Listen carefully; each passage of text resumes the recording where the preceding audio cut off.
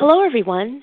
Welcome and thank you for joining us for today's webinar, 3 Critical Mistakes Field and Tech Service Leaders Make and How to Avoid Them, brought to you by Technology Services Industry Association and sponsored by Miller Heiman Group. My name is Ingen Triago, your moderator for today. Before we get started, we just have a few housekeeping items. To maximize your webinar experience, click the question icon in the upper right corner of the registration to check your system's most recent versions of browsers and Flash Player. Update the most recent version available for the optimal viewing experience. Audio will be delivered via streaming. You will be in listen-only mode and you listen via your computer or mobile device. Please check that your computer speakers are turned on. Webinar controls, including volume, are found below the presenter headshot area. To view your webinar, select your link to proceed to the player. If you're already registered, you can access by entering your email only at the top of the registration form, and you can join the webinar from any device. Ask questions at any time by sending your questions via the Ask a Question box on the left side of the webinar player. Feel free to enlarge your slides to full screen at any time via the full screen button, which will appear on the top right area of the slide area. There will be an exit survey at the end of today's live webinar. Please provide your feedback on the content and experience by filling out the brief survey. And finally, a link to a recorded version of today's live webinar and access to download the PDF of the presentation will be sent out within the next 24 hours via email. Once again, thank you for taking the time to join us today. I'd now like to introduce our first presenter today, John Ragsdale, Distinguished Vice President of Research Service Technology for TSIA. We do have a lot of exciting content to cover in the next 45 minutes. Let's jump right in and get started. John, the floor is yours. Thank you, Inga. Hello, everyone, and welcome to today's webinar.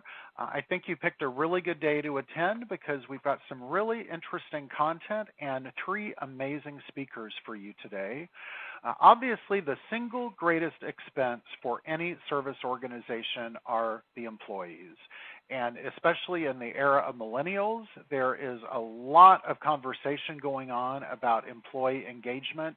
And in fact, we are doing a special track at our upcoming conference in October in Las Vegas, all about employee engagement. So I hope you will be there to learn along with us. So we are going to discuss 3 critical mistakes that service leaders make and how to avoid them today. And the 3 mistakes we're going to talk about are, number 1, you hire for technical skills without considering the candidate's desire to serve. Number 2, you train your team to focus on fixing technical problems, but not paying enough attention to the customer's human needs. We're hearing a lot of discussion around empathy today and factoring that into hiring decisions. And number 3, a lack of systemic coaching, so trying to get the big picture when you're coaching your employees. So we're going to have an expert present on each of these mistakes, and I'm very happy to present our first speaker, Mark Grimshaw. Mark has spent the last 20 years managing sales and service teams for small customers to large outsourced contracts. In his current role, Mark leads Miller Heiman Group's global talent and consulting practice, partnering with numerous Miller Heiman clients to enhance and optimize the way they recruit, assess, and develop sales and service talent. So Mark Grimshaw is the Executive Director for Global Consultancy and Distribution Partners for Miller Heiman Group. And Mark, the floor is yours. Take it away. Thank you, John, and hello to everybody. Thank you so much for joining us and spending some of your time listening to our view. So I'm going to talk about the hiring and selection piece of this, and very specifically around talent. And for those of you that can't read this, I'm just going to walk it through with you. So here we are. We're probably in Vienna in 1780 or something around there. And somebody's talking to Herr Mozart and saying, "No, Herr Mozart, it's an admirer of his. Herr Mozart, I'm thinking about writing a symphony. Could you give me some suggestions as how you might get started? How I might get started?" And Mozart says, "Well, a symphony is a complex musical form. Perhaps you should begin with some simple leader and work your way up to a symphony." And the admirer says, "Yes, but Herr Mozart, you were writing symphonies when you were 8 years old." Mozart rather arrogantly said, "Yes, but I didn't have to ask anybody how." And this is a really, really good example of talent. Mozart must have been born with that. That's something that was innate and was in him. And I'd like to I'd like to have you to think about that as I run through the next 7 or 8 minutes of this. And my first piece is a tale. This is a customer or a set of customers that we engaged with some time ago, and it was 2 airlines. It was American Airlines. It was Southwest Airlines and the actual company American Airlines, and they were in the same city, in the same industry, recruiting for the same role. And the role was, it was in a contact center. It was a technical customer service role. So there probably was a little bit of selling in there, but mostly a technical customer service role. And so here you have on the face of it, a competency profile for that role that would look exactly the same. It's the same industry, and it's the same background. So you would think to yourself, then the person that I recruit for this is going to be the same. In principle, a problem, because they're both recruiting in the same city for that role. But actually, the answer to that question was no. They actually did not need the same group of people, and I'm going to talk to you a little bit about why. And the why is really simple, actually, and that is to do with the culture of those 2 organizations. So people that have flown on American Airlines and Southwest will understand this, but I'll explain a little. So American is a very command and control organization. It's hierarchical. It's about polished precision. It's deliberate. That's the way they operate. It's smart and precise and surgical. That's how they want to be. Southwest, on the other hand, again, deliberately by choice, is entrepreneurial. It's flexible. It's about being fun. It's about it's a different approach to customer service within the airline. And so what happened when we studied what predicted success in that role of customer service, technical customer service individual in a contact center, what happened when we deeply studied what predicted success? And the short answer is the attributes, the talents of the people who were successful in American were fundamentally different to the talents that predicted success in Southwest. And even when the talent was the same, even look at something like, for example, relationship, which is fairly obviously going to be something that would be an important talent or an important attribute. Even when you looked at that, the application of that was different. So in American, relationship was about being reliable, about being consistent and precise. And that's a great way to build a relationship. That works. That's why American's a very successful organization. In Southwest, same attribute, relationship, but it's about being friendly, about being personable, memorable. I wanted them to remember who I was, remember the conversation, the relationship we had. And so actually good for us because we could serve both of those clients while in the same city for the same role and recruit, frankly, to an entirely different talent profile. And so that leads me ultimately to say, what's Miller Heiman Group's view on how this fits together? And at a very simple level, what we're saying here is a business outcome. That could be an NPS score, it could be customer satisfaction, it could be revenue. Whatever it is you're trying to achieve in your organization is made up of 3 core pieces. The first one of those is Mozart. It's the talent. It's the talent of the individuals you have and you recruit. The second piece is about skills, either things they have learned in the past or alternatively things we teach them once they join our organizations. So we add skills to that. And then the American and Southwest example is around culture. Actually, the culture that you operate fundamentally changes the dynamics for the first 2 elements. And so it begs the question, why is it then that we spend so much time, and this is me included, looking at skills when we recruit? And the answer is, well, we're human beings, and frankly, it's actually relatively easy. We look at education, we look at experience, we look at certifications, things that we can get our hands around, we can ask questions, get an answer, we can check on the data. And so, unsurprisingly, we spend a fair amount of our time in recruiting and hiring looking for those things. And don't get me wrong, they're incredibly important, especially in a technical role. If they don't have the technical skills, they will not be able to solve the issue for the client. But in so doing, we sometimes forget or don't concentrate so much on some of the softer attributes, some of the more talent-based, the more innate-based things that are in the individual. For example, building relationships. And it's this that drives that rather odd experience where the feedback from the customer is, yes, you did solve my technical issue, thank you. The person I spoke to knew what they were doing, they were smart, they understood the product, but they were great. But I somehow or other, I don't feel as if I have had a good experience. I don't feel happy and content with what's happened, despite the fact you've solved my issue. And this is a real quandary for us, especially when we're recruiting for technical roles. So what do we need to do differently? What could we do to improve on that? And this fits into three very, very straightforward, very simple to say, not quite so easy to do areas to think it through, and I'd ask you to consider. The first one is you absolutely need to fundamentally understand what differentiates the very best people in your organization in whatever role from the rest. And traditionally, this is not a split of half of them are good and half of them are not. It's usually up to 10% are exceptional, and it's a 3, 4, 10 times difference to the rest. And so deeply understanding what predicts success in your organization, what shows success in your organization is critical. The second thing is that whatever you do, and the American Airlines example is a great one, it isn't good enough anymore just to be able to describe what a successful person in a role would look like, or what a successful competencies that person would have. Because describing them will describe success, but it may not describe success for you. And so whatever you do, whatever assessment you use, needs to be able to predict the success of that individual based on the outcomes that you have, what attributes and what sets of talents and skills and culture will predict success in your organization.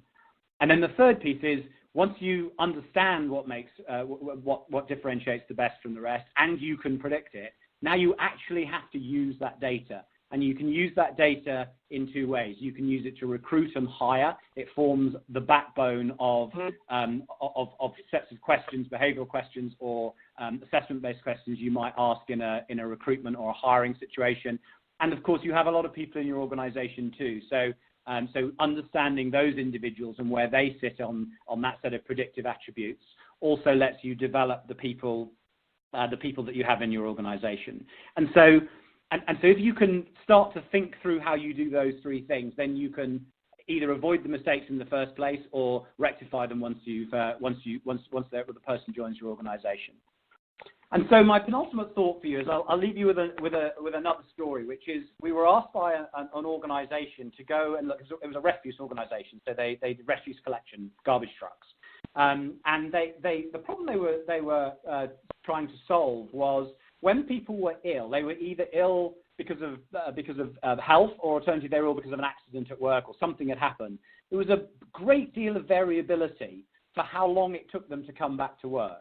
Now, some of that clearly is dependent upon the illness or the accident, but nevertheless, there seemed to be an anomaly in that data. And so we were asked to go and study what was going on. Let's understand that. And important for you to know, this is a garbage truck environment. So 6 to 8 people on a truck. They were in a team. They were formed into a team. They worked on the same truck with the same people on the same route. But that was all logistical. That was also they could come to work at the same time and go home at the same time, so that they understood how each other worked. That's why that was there. And when we studied this, and we studied all the attributes across the organization, many hundreds of people, the actual attribute that best predicted that somebody would come back to work more quickly was actually relationship. So here we are in a garbage truck environment, which on the face of it that wouldn't be your conclusion, but actually it was relationship. And the reason it happened was because actually the team on a truck formed a close bond. And when somebody was away, either they didn't get a replacement for that, so they had to work with a smaller team, or alternatively they end up with a replacement, but the replacement didn't know what they were up to and didn't know the routes and didn't know the people. And so actually, when they recruited, if they recruited for, yes, they need to have all of the other skills and background, but actually the thing that mattered most, the thing that most predicted, essentially being at work soon after an accident, was actually their ability to build and hold and maintain relationships. And so I guess the observation I make is, not only do you need to understand it and do it, which is the 3 points above, but it isn't always what you think. And so I'll leave you with three pieces then before I go. The first one is I would ask you to concentrate on all three. Concentrate on the talent piece, concentrate on the culture piece, and concentrate on the skills piece. Make sure you're looking at all three of those things. The second thing is deeply understand in your organization what predicts success in the role you're looking for, or the area you're looking for. And then the third thing is, please, go and use that data. Use that data to hire, to recruit, and to develop. So that's me, John. Back to you. Well, thank you, Mark. I really enjoyed that. I hope that everybody is taking notes, because one of the frequently asked questions we receive from members is, do you have a generic job description we can use, or should I just Google and copy somebody else's? And, you're so right. Every company has something very unique about their culture or the sort of people that they like to hire, the training that they put people through. And you're really doing your company and your prospective employees a disservice if you're not taking the time to describe what is really unique about your environment and the kind of employees that you're looking for. All right. Well, now we're going to go on to mistake number 2, focusing on the problem and not the customer. And our presenter for this topic is Karen Allender. Karen has been with Miller Heiman Group for 17 years. She is the Vice President of Customer Experience Solutions, working with Miller Heiman Group's consultants and customers to design the solutions to develop the skills needed to deliver stellar customer experiences every time.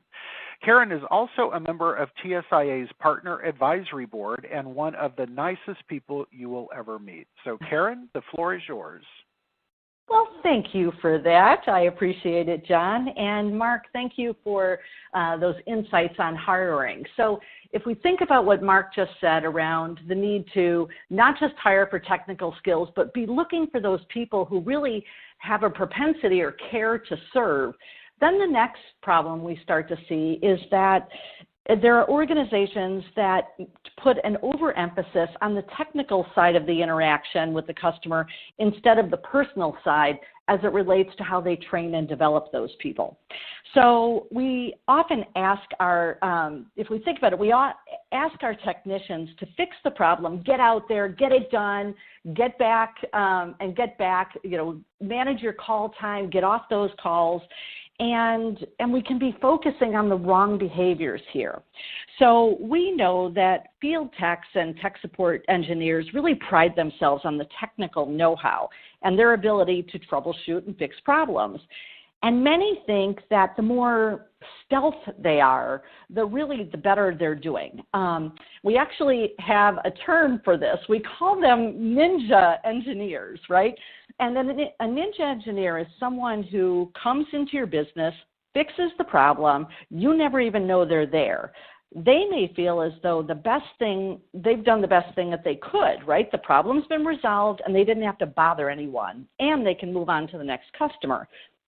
However, the customers may not even know the problem's been fixed. We've heard story of time and time again where a customer calls and asks when the tech is going to be there, and someone pulls up the information on the CRM and says, oh, well, your problem was fixed this morning. It can be a very negative defining moment when that happens. And at minimum, an opportunity was really missed to create a positive defining moment with that customer. So if you're not building relationships with your customers while you're on the phone or on site, it can be really difficult to renew services, find opportunities to add products and services that will help the customer, and ward off competitive threats. So how do technicians do this? Several years ago, Miller Heiman Group did a global study with customers of all sizes in all verticals, both business to business and business to consumer. And our research showed that there were essentially 2 very distinct dimensions of service. The first is what we call the professional need. The professional need is the reason that your customers engaged with you, what they wanted to buy, what problem they wanted to solve. And in the service environment, it's what do they want to install, repair, or fix. But the second dimension of service is the personal dimension. And this is how every person wants to be interacted with on the human level. So as service providers, we have to deliver exceptional customer service in both dimensions. Most of our techs and field engineers are really, really good at that professional need. Often we've hired for it, as Mark talked about. But what the research shows is that it's really hard to dazzle our customers. and to differentiate ourselves through just providing good professional service. It's really considered table stakes. So, I expect my technician on the phone or in my office to be able to fix the equipment. I expect them to be able to install something properly. But it's really hard to fix it really, really good or install it really, really well. And so what we see is that to dazzle, we have to be working on the personal side of the equation. So in the study that we did, we looked at what are the baseline expectations of interactions with your employees. So to answer this, we looked at everything that our customers said, and we really distilled it down to 4 key areas, 4 things that every customer wanted, regardless of the product being purchased, the service being offered, or the company. So the first is respect. Respect is, we kind of can define this as looking at what customers expect as caring individual attention. They want empathy. They want service techs who are really understanding. And most importantly, they want someone that they believe has their best interest at heart, at the core. And so that is a critical attribute. The second is simplicity. Customers really dislike complex processes and generally want to be spared the details of internal activities and issues. I like to think about this as nobody wants to see how the sausage is made, right? And they don't want us to be sharing, that we think the last tech that came in was a knucklehead or that the systems are down. They don't want to know that. We call that hidden dimension. We need to keep things in the hidden dimension. Yet, customers do want to hear about the high-level next steps to meet their needs so that the tech can really can explain what's going to be happening, and their job is to keep it as simple as possible, but give the level of detail needed by the customer. The next is solutions. Customers expect their service providers to make an honest effort to resolve or help them resolve their issues, whether by correcting mistakes, offering options, or flexing policies in approved ways within guardrails, of course.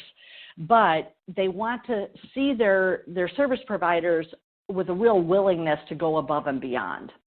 So to do this, we've got to train those skills, but we also have to empower our employees and have them feel that empowerment so that they can make good decisions on behalf of their customers. And then the last of the 4 is responsibility. This one's really important because we can do the other 3 really well, but if we don't manage this one, we can still end up behind the 8 ball.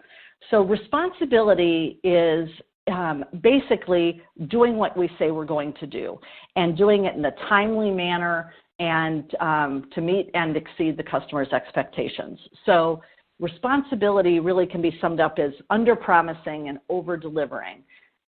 Because if we don't do that, the rest of the traits will be for naught. So an interesting fact around these 4 things customers want is we actually asked the question, how customers described their very best experiences. And we looked at all of the things they said. We did some word maps on this. And here's what we found. The most important thing, as we've said earlier, is you have to resolve my problem. You've got to do that. That is table stakes. However, when we looked at the next 6 responses, that the technicians and service providers were friendly and they listened, that they were timely, they valued the business, that they went above and beyond, they took accountability, and they followed up. So if we look at the top 7 answers, only the first one, resolve my issue, falls into that professional or business need. All the others are on the personal side of the equation.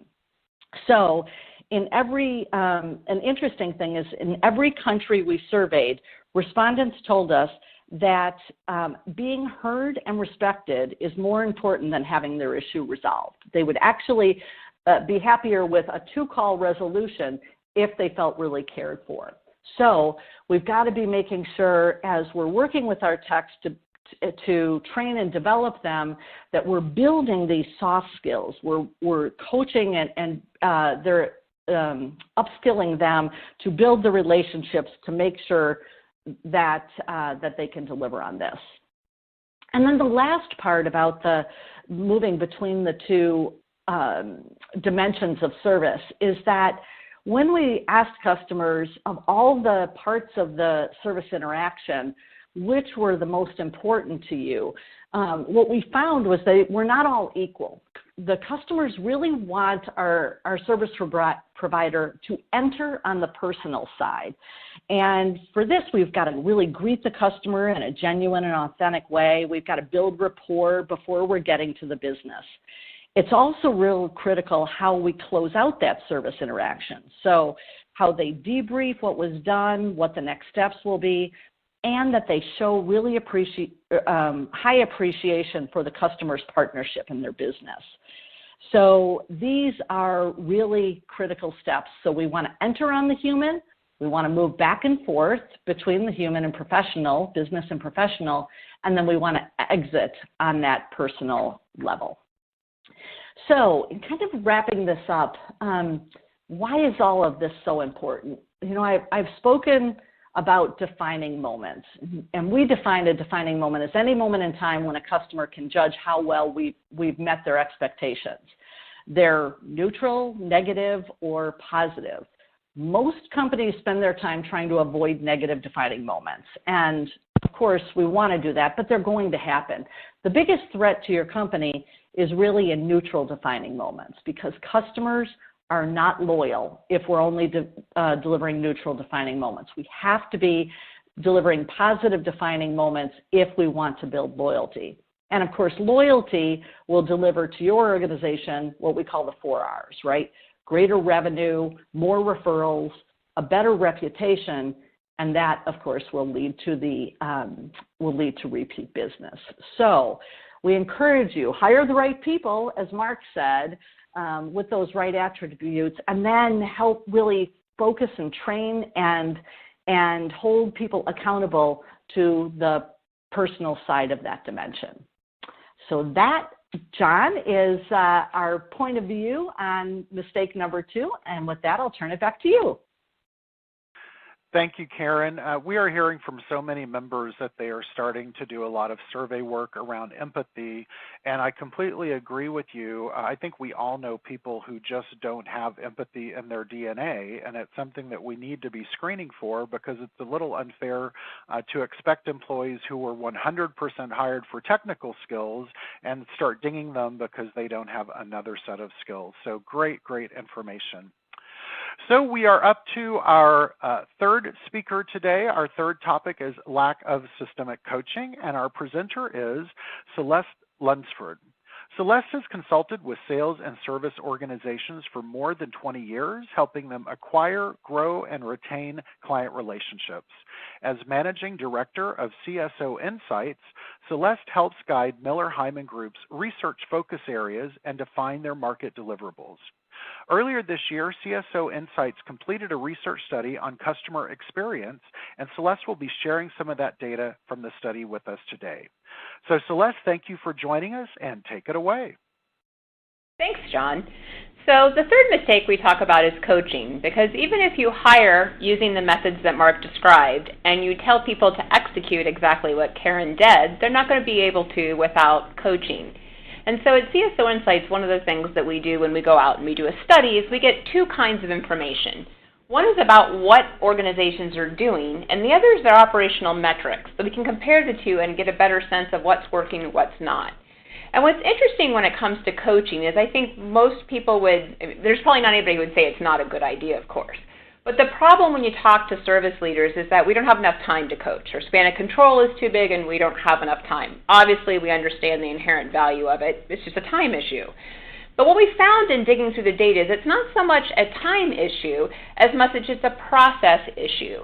and thinking about coaching as a system where you have inputs. And I noticed one of the questions that came in was about, how do you strike that balance between an activity measure where you're trying to get service accomplished in a certain amount of time versus a behavioral measure about the quality of the interactions.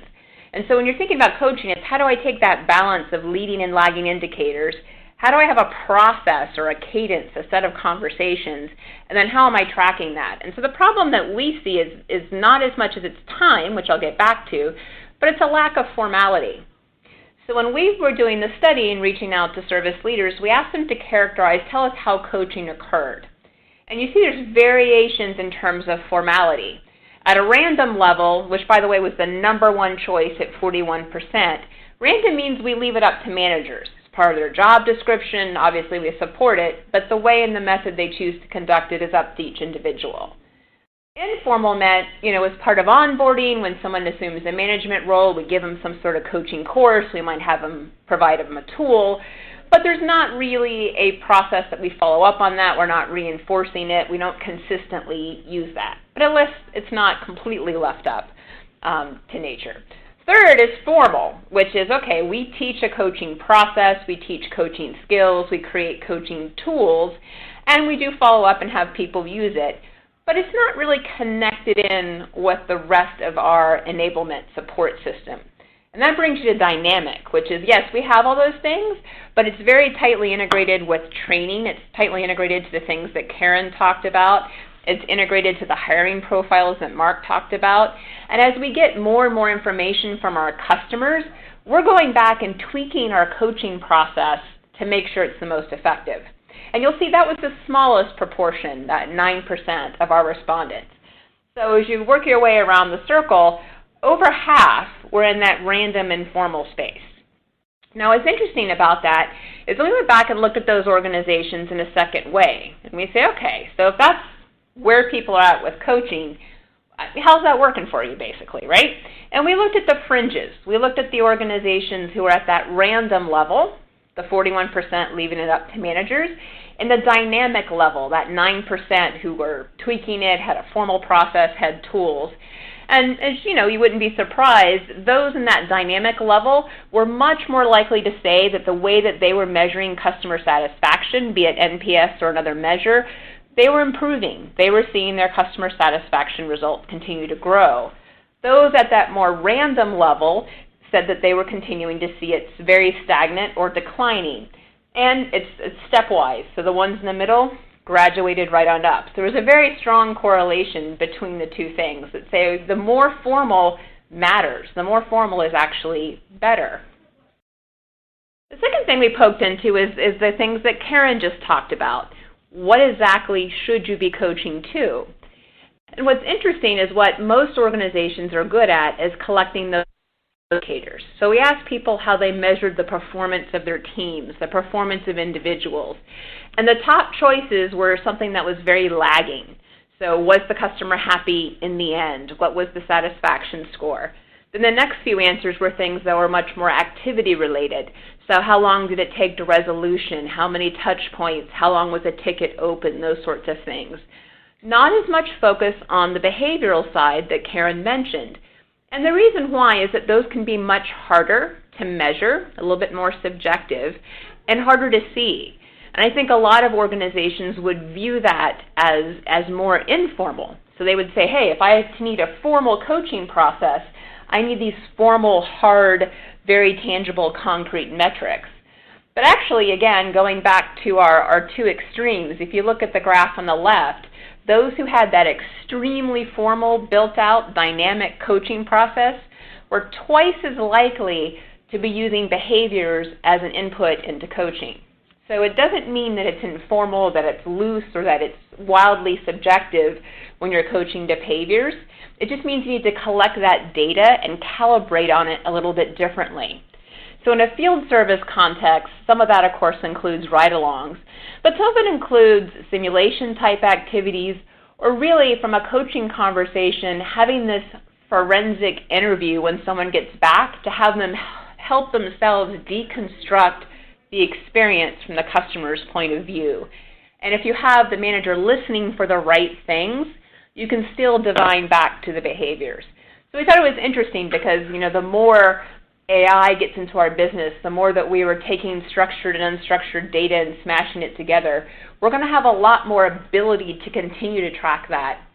It's kind of interesting. There's even organizations out there now who are experimenting with wearable technology where, and they're thinking of it more on the sales side first, where due to the wearable technology, the AI software and applications could be listening to people have conversations and be able to provide a salesperson with feedback. And so think about how that might ultimately provide in a service environment.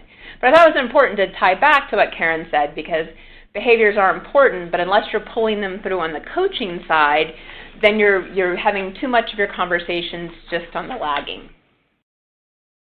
Now, the other thing that we talked about is I want to get back to time, because it is a legitimate concern when people say, hey, what you're talking about, deconstructing a service experience and having those kinds of coaching conversations, that takes time. And it's not that my people don't want to do it, it's just we've got a million things on their plate. So another piece of the research was to look at where service leaders were spending their time. And what was interesting is when we compared that to how effective leaders were at changing and developing knowledge and skills.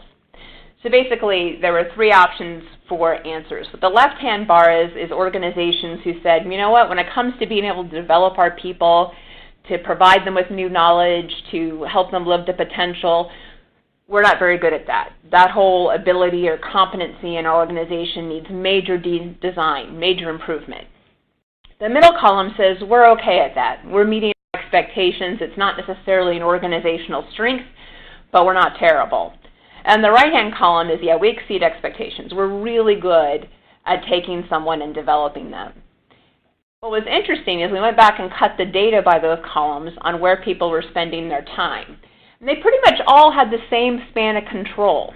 So it was about 15 in this study, individuals per manager across the study. And there wasn't a huge difference for those who were really successful at developing people versus those who weren't. And there also wasn't a really significant difference when it comes to time. So when you think about 10 hours per week versus 7.5 hours per week, it's not a huge bit of difference. So for us, the key is coming back to time is a legitimate concern if you've got 15 or more reports, and no one would argue with that. But I think it's a bit of a red herring. And so I would encourage people, if you really want to connect what Mark and Karen talked about together, is to go back and ask yourself how formal your coaching process really is, what inputs you're using, is there this balance of behaviors, what options do you have to get at that information, and think through, even the people who aren't successful are probably still spending a lot of time on it, so what's the right way to allocate that time? So I'm going to turn it back to Inga, who's going to help wrap us up and connect some of the questions for the things we talked about. Great. Thank you so much, Celeste, for that handoff. And I definitely want to take this time to thank all the speakers today for giving a fantastic presentation on a very relevant topic. I look forward to hearing more discussions around this. So thank you very, very, very much for an insightful presentation. So we are coming to the Q&A portion of today's live webinar. If you have any questions for our speakers, please take this opportunity to ask those questions live via the Ask a Question box on the left side of the webinar player. So first question is for Mark. What attribute typically comes up as most important in some of the hiring profiles you see? Great question, whoever asked it. Thank you. So you won't be surprised, having listened to what I've said, that it depends. It depends on the role you're looking for. It also depends on what predicts success in your organization. So that's my trite answer. But my perhaps more useful answer is the 18 or so attributes that we look for, broadly speaking, half of them are things that are table stakes. They're things that you just have to have in a particular role. And the other half are almost the more emerging attributes, the things that are responding to changes in buyer behavior, changes in consumer requirements, changes in demographics of audiences. And so it's on that side that we see the most change. And if I had to pick one of those, there is an attribute called learning agility, and it essentially looks at at an individual's ability to adapt either within a situation or adapt once they enter a role or enter an environment. And so if I had to pick one that I would say, whereas 5 or 10 years ago it probably would have been curiosity, I think now I would probably go with learning agility, because the ability to be able to learn in an agile manner is becoming a critical part of what we do. Great question. Great. Thank you so much, Mark. So next question is for Karen. So Karen, what is the threshold between being heard and call resolution touch points? At what point do number of touch points to resolution take a higher priority? What a good question. So I think it depends what service you're providing. And probably the best thing I can think of is if you're calling in 911 and your house is on fire, you probably don't want to have several touch points, and you certainly don't want to have a lot of conversation on the personal side of the equation. So I think you've got to really look at what is your business. And what is the appetite for that relationship building within your business? So if it's really critical that we get people up and running, we want to be doing that first call every time. But once we do that, we can bookend it with that human connection again. If the calls are not of such a critical nature, I think we can very easily have a conversation and comfortably at the end of it say, I will get back to you. But let's not forget that fourth thing customers want is responsibility. So if we aren't going to be doing it on that first touch point, or if we're going to have to be escalating, we really have to be doing that very well. So Caitlin, I hope that answers your question. Great. Thank you so much, Karen. And next question is also for Karen. I'm also hearing a lot of talk around this particular topic of empathy, but how can you train someone to be empathetic or show the softer skills that you mentioned? Is that really possible? Absolutely. As Mark said, we do want to look for people with a propensity toward that, if that's important in your business. But there are absolutely skills that we can teach anyone. We call them the 4 A's. How do we appreciate our customer? How do we acknowledge what they're saying? And how do we affirm their choices? How do we assure them of our commitment? And those are skills that any of us can learn. So I think it is important to look at the soft skill gap amongst your service providers and then align that with the right training to fill those gaps. And then we've got to hold people accountable to it and ultimately coach to it. Thank you, Karen. So this next question, I'll ask Karen first, but if any of the speakers would like to chime in. But Karen, can you go more into detail or provide references of what dynamic coaching would be? Well, I'll throw it back to Celeste, but I will say from my perspective, Celeste mentioned something I've seen really, really successful, and that is creating a coaching structure where you debrief interactions with customers after they've occurred. So imagine you have field technicians coming back in at the end of the day, taking the time to really sit down and not just say, how did it go? And get a yes. It's kind of like talking to your kids after school, right? But really digging in around what that conversation went and how the customer felt at the end of the interaction, not just did the problem get solved. Celeste, anything you'd add to that? Yeah, so what Karen just described was is a coaching technique. And there's a number of different ones that you can use within a coaching process.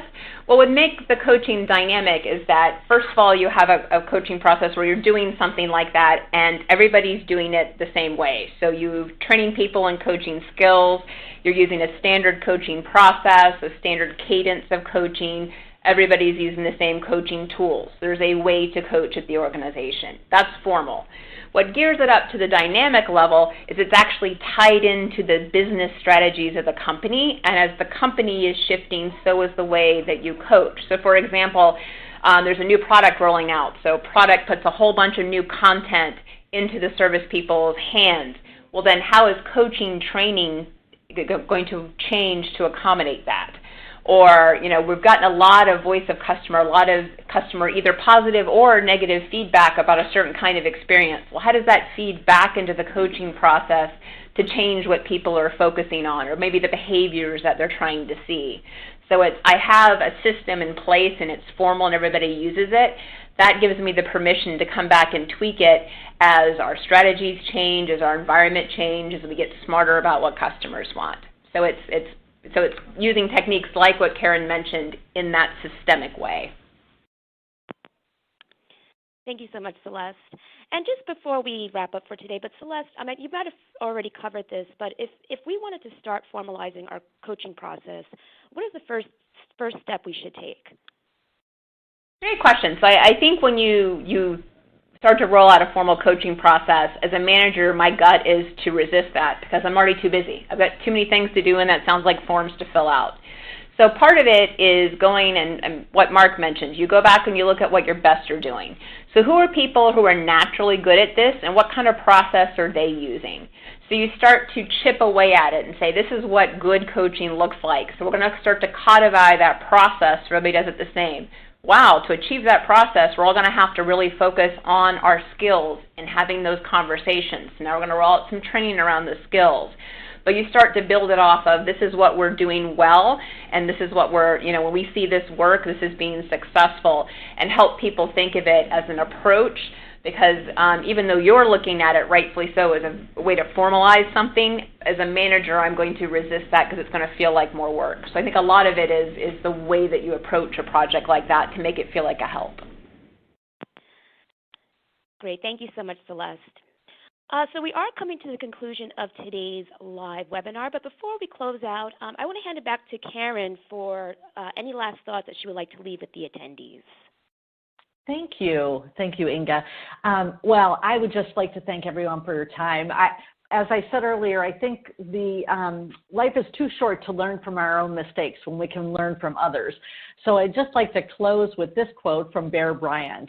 When you make a mistake, there are only 3 things you should ever do about it. Admit it, learn from it, and don't repeat it. So hopefully today's content was helpful for you on that. And if we as an organization can support you in improving any of these things, we certainly would like to do that. So thank you, Inga. I'll put it back to you. Great. Awesome, Karen. Thank you so much. Great quote, and I totally agree with that, 120%. So thank you for everyone for taking time to join us today. Just a couple of quick reminders before we sign off that there will be an exit survey at the end of today's live webinar. Please take a couple of minutes to provide your feedback on the content and experience by filling out that brief survey. And finally, there will be a link to the recorded version of today's live session and access to download the PDF of the presentation that will go out within the next 24 hours via email. I'd like to take this time to thank everyone for joining us on today's webinar, 3 Critical Mistakes Field and Tech Service Leaders Make and How to Avoid Them, brought to you by TSIA and sponsored by Miller Heiman Group. My name is Inga Triago, your moderator for today, and look forward to seeing you at our next TSA webinar very soon. Take care, everyone.